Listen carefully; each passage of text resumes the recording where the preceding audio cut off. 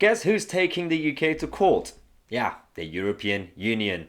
Brussels are kicking off because of Boris Johnson's new internal market bill, which is to protect the Union, the United Kingdom Union, and to make sure that Northern Ireland remains part of the United Kingdom. So we haven't even actually done anything yet. The UK government got the vote a few days ago in Parliament to give them the power to use the internal market bill to make changes to the withdrawal agreement if necessary. If the European Union break their own obligations, then we could use it as a deterrent to ensure that they can't use Northern Ireland against us and the Irish border. Ursula von der Leyen hasn't actually realised this, so she's already suing the UK government. She's taken us to court, even though we haven't actually done anything yet. Therefore, this morning, the Commission has decided to send a letter of formal notice to the UK government. This is the first step in an infringement procedure. Ooh, the first step. Yeah, Ursula von der Leyen is clearly having a normal week. Everything's fine, guys, everything's fine. Now, the UK government has responded. So they responded to the Commission's threat of legal action this morning and said that we have clearly set out our reasons for introducing the measures related to the Northern Ireland Protocol.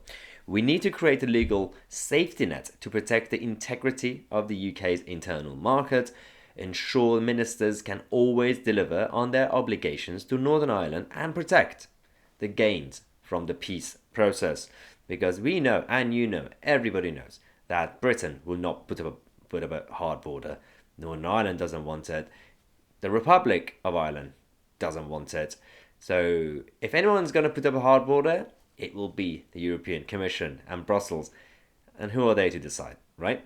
So that's happening. Also, the people who are worried about this court case, don't worry. It's nonsense. Absolute nonsense. So there are currently 800. It's normal. It's basically the EU sues everyone all the time. There are currently 800 open cases against their own member states. All the 27, 28 countries, well, 27 now countries, but including the UK because we were still members back in the day. The good old days, right? There are 800 open cases. In average, it's about 29 per country. And it also takes about 35 months in average to do this, to these cases. This is nonsense. So we're going to leave fully at the end of December.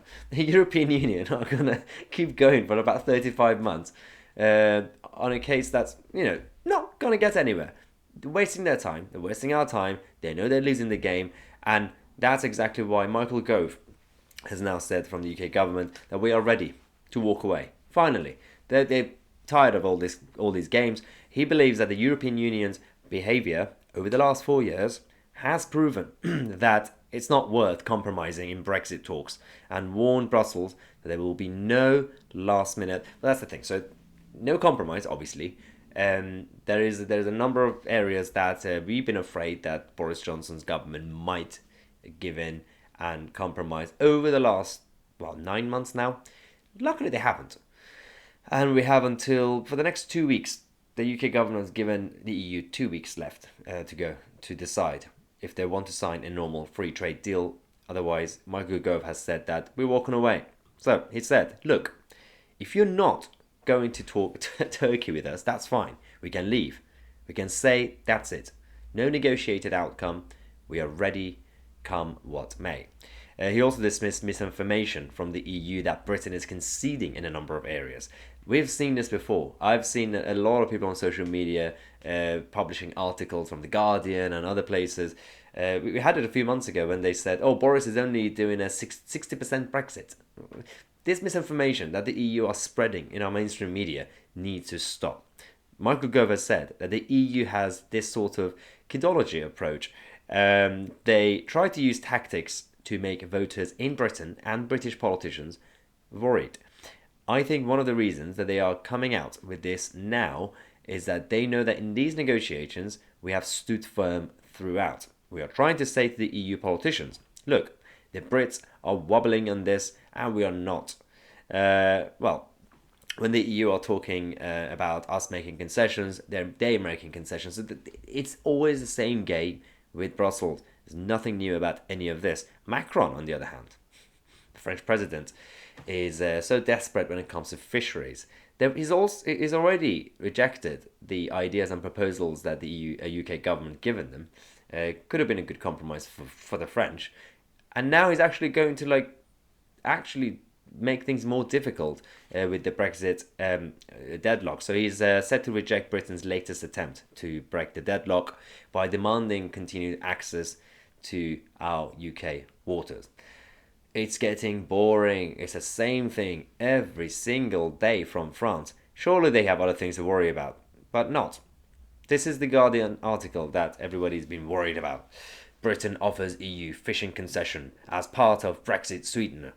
A 3-year transition period for the European fishing fleet among proposals in negotiating paper. This is interesting because everybody obviously saw the headline. Everyone was like, "Oh, the Guardian is saying that the UK are selling us out." That was not the reality. So, firstly, this was one of the 5 alternative proposals that the UK government offered the EU. They already rejected them because it wasn't even based on just a random 3-year transition period anyway. And it wasn't just to compromise to get a free trade deal. This was always going to have the UK in charge of the quotas and also in charge of how much access they would give to the EU. So it's not a full-on transition period, but it's still bad. I'm not even supporting this idea. Luckily, the EU have rejected it because we don't need any sort of transition period when it comes to fisheries. The catches of EU fishermen would be phased down between 2021 and 2024 to offer time for European coastal communities to adopt to the changes. Why? They've had 4 years between 2016 and 2020. It's going to be 2021 now, end of the year. So it's going to be almost 5 years, 4.5 years at least, that they've had to be prepared. We do not need another transition period for any area, any industry or sector. This is getting ridiculous. Luckily, as I said, the EU have rejected it anyway, but don't be that surprised if it comes back. So hopefully this will not be the compromise we're looking for, because this offer that came out in the whole transition period, they did it at the same time as when we have signed our first independent fishing deal for 40 years. We've done this deal with Norway that involves annual negotiations on share of catch, something that the EU has rejected in Brexit trade talks. That was the alternative that we had with the EU overall, with the Dutch and the French, because if you're going to use our waters, and there are also other parts of Europe with fish, then do it like other continents and other countries when they have some sort of agreement. You can't just randomly give free access to our waters.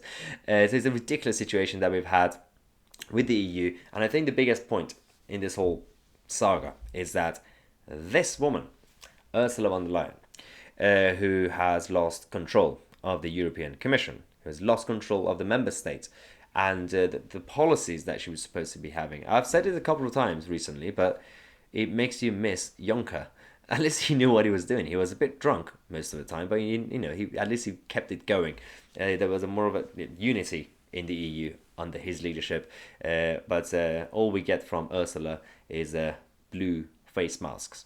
I wonder how much they are, by the way. So this is the update that we have. Things are escalating, and this channel will give you all the daily updates. Unlike the mainstream media, it doesn't matter because we are the media now. As you know, we got our new merch.